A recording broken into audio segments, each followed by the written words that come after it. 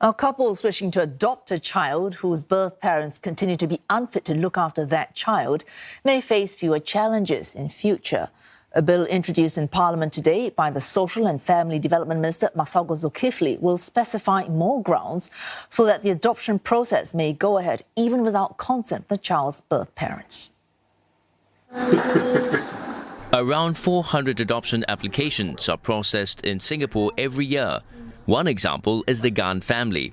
In 2021, they adopted a foster child who was in their care. It was actually only when we were successful and were notified that the adoption had been approved that we actually sat him down to celebrate that.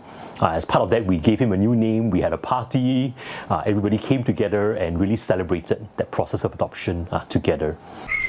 But for every story with a happy ending, there are also those with not so positive outcomes. To address these, 36 amendments to the Adoption of Children's Act are being proposed, including all prospective adopters will now have to attend 2 briefings. An adoption suitability assessment will also be a prerequisite.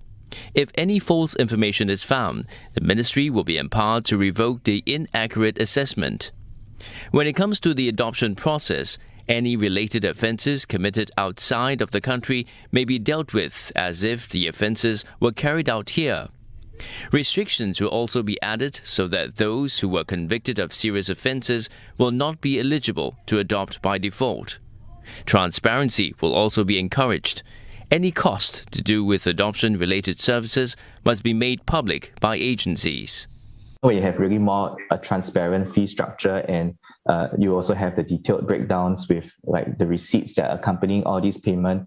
Then the adoptive parents know what they are paying for, and in some sense, this also deters a rather rare but extreme practice of giving of large sums of money to the birth mothers to entice them to give up their child.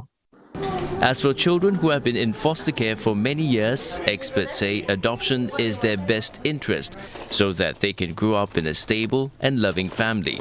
The child potentially could end up in the care and protection system for like half their life or even a decade or so. And in some of these cases, then the amendments to allow the dispensation of consent actually creates the new pathway for these children to have an earlier opportunity to be nurtured. Going forward, the adoption of such children will be made easier, as the bill will make clearer the circumstances where the consent of the birth parents will not be needed.